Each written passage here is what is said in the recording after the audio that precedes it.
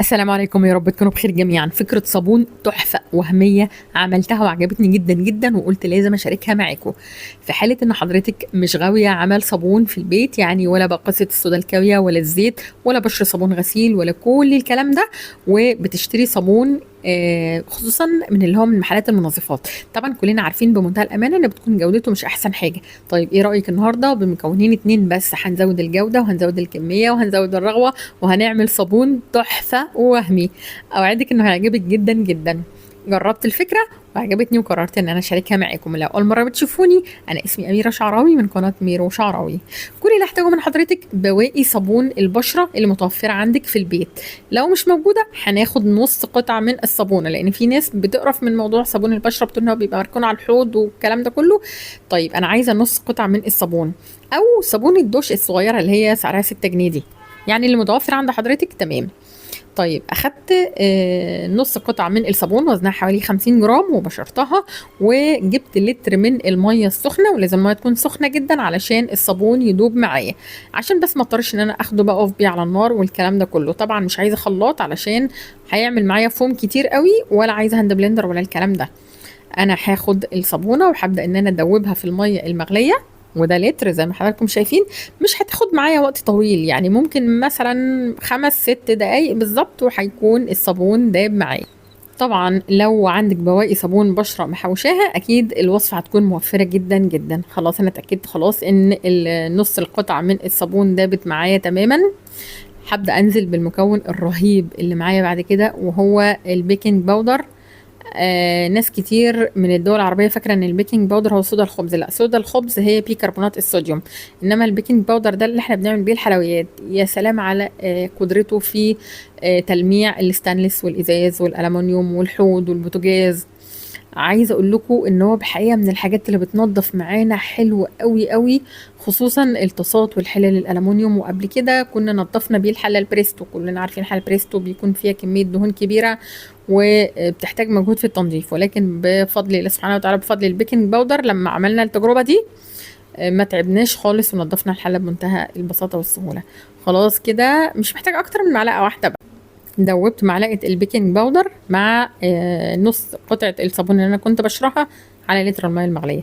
دلوقتي بقى معايا لتر ونص ميه، بس ميه عاديه من الحنفيه مش مغليه ولا حاجه. خلاص الصابون داب معايا ومعلقه البيكنج باودر دابت، فمش هحتاج الميه السخنه في حاجه تاني. ناس كتير جدا من حضراتكم بتكون خايفة من ريحة بتاعة صابون الغسيل في المواعين. طبعا ما تقلقوش، الوصفة بتاعة النهاردة بالذات مش هيبقى فيه ريحة خالص، وهقول لحضراتكم ليه. لان في مكون تاني احنا لسه هنحطه دلوقتي بيضيع اي ريحة خالص لصابونة البشرة. طبعا صابونة البشرة من الحاجات الحلوة قوي قوي في التلميع، الالومنيوم والازاز برضو والكلام ده كله. معايا بقى كيلو من الصابون السائل. سعره كام؟ سعره كان تقريبا 4 جنيه ونص او 5 جنيه، حاجة كده في الحدود دي. بس الحقيقة لما بتستخدميه لوحده كده بيكون خفيف جدا ورغوته ضعيفة ويدوب. يعني مثلا الكيلو ممكن يقعد معاكي 3 ايام، ده لو قعدوا 3 ايام.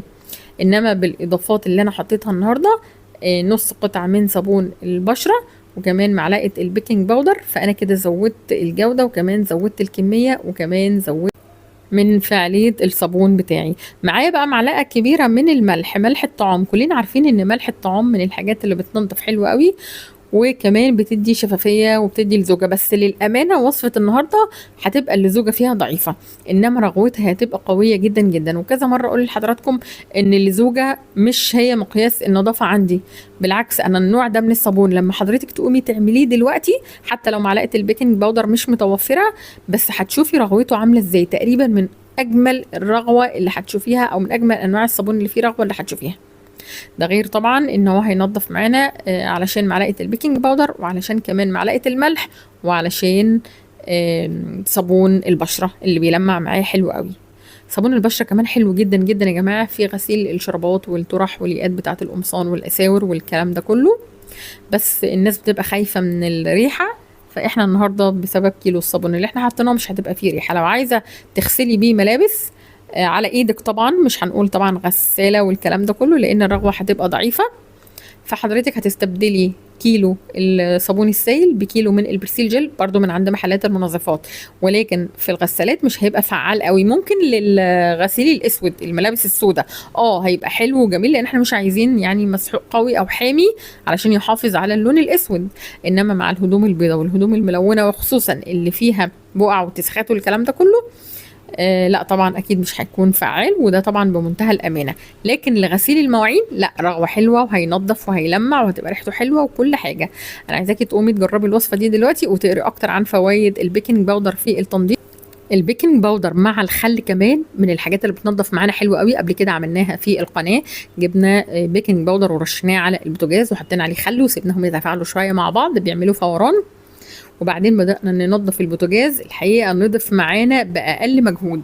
البيكنج باودر والخل لو حطيناهم مع صابون المواعين وغسلنا بيهم الحنفيات والأحواض كمان والإزاز والستانلس والألمونيوم هيدونا لمعة الحقيقة انت نفسك هتنبهري بيها. بالنسبة كمان للحوامل بتاعة البوتاجازات أو الطاسات بتاعة القلية اللي بتكون محروقة، تقدري تجيبي شوية من الصابون السائل ومية مغلية، وكمان تحطي عليهم خل ومعلقة من البيكنج باودر ومعلقة من ملح الليمون، وتعملي معجون وتمشيه على الطاسة كلها كده بفرشة، وبعدين تركنيها جوه كيس بلاستيك مقفول حوالي ساعتين، وبعد كده تغسليها بسلك الألمنيوم هتلاقيها نطفت وبقت حلوة قوي. جربوا وادعوا لي.